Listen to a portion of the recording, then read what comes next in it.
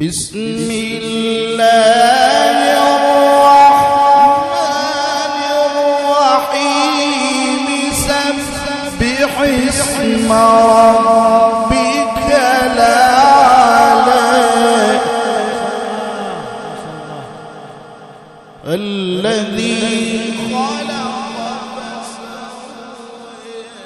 والذي قدر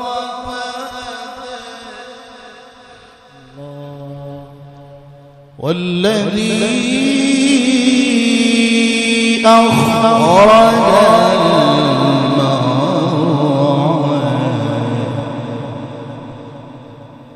فجعله غثاء نحوه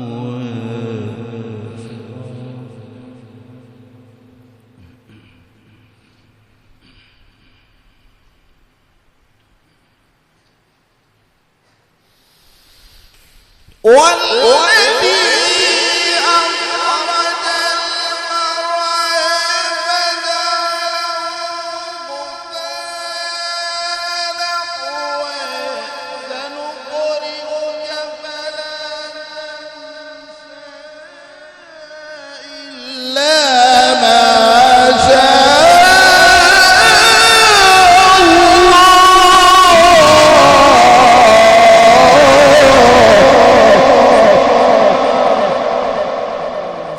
قد أفلح من تزكى وذكر اسم ربه فصلى بل تؤثرون الحياة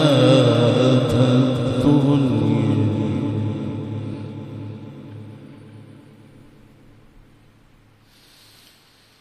قد أفلح